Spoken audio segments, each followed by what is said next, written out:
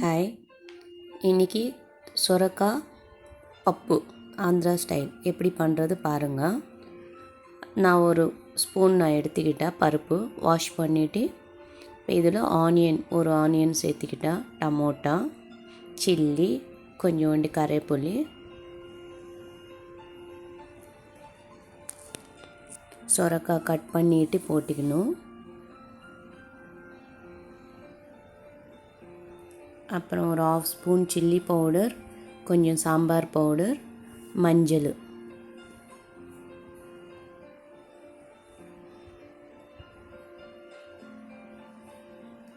Oil ஒரு spoon ஊற்றிக்கணும். எதுக்குன்னா அடி பிடிக்காமல் இருக்கும். நான் என்ன பண்ணியிருக்கிறேன்னா லைட்டாக தான் புளி ஊற்றிருக்கிறேன். ஏன்னா நான் டமோட்டா தான் யூஸ் பண்ணுவேன் அதிகமாக. அசிடிட்டி ஃபார்ம் ஆகாமல் இருக்கும். 3 விசில் வந்ததுக்கப்புறம் அது ஸ்மாஷ் பண்ணிக்கிட்டு நெக்ஸ்ட்டு இப்போ நான் தாளிக்க போகிறேன். அது எப்படின்னா நான் நெய் போட்டிப்பேன் எப்போவுமே. பருப்பு குழம்புக்கெல்லாம் 3 ஸ்பூன் நெய், அதுக்கப்புறம் 1 ஸ்பூன் ஆயில் போட்டுக்கிட்டேன். இதில் கடுகு, ஆஸ் யூஷுவல் நம்ம என்ன தாளிக்கிறோமோ அதே தான். கடுகு, அப்புறம் ஒரு 1/2 ஸ்பூன் ஜீரா,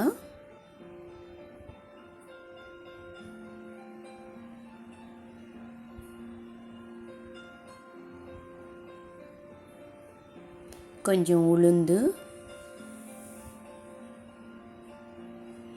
பருப்பு இப்போ ஸ்மாஷ் பண்ணிக்கலாம்.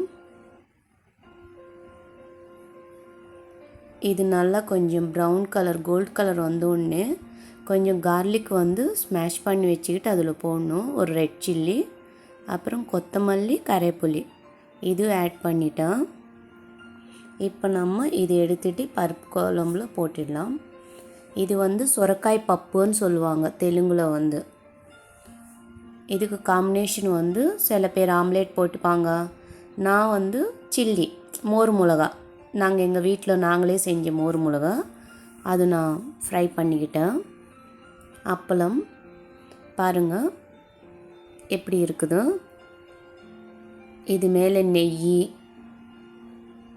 நல்லா சூடாக இருக்கும்போது நெய் ஒரு 2 ஸ்பூன் போட்டிக்கிட்டு பாருங்கள்.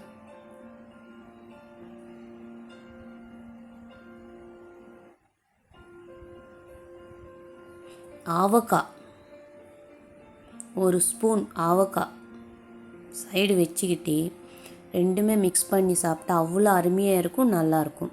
ஓகேங்களா? தேங்க்யூ.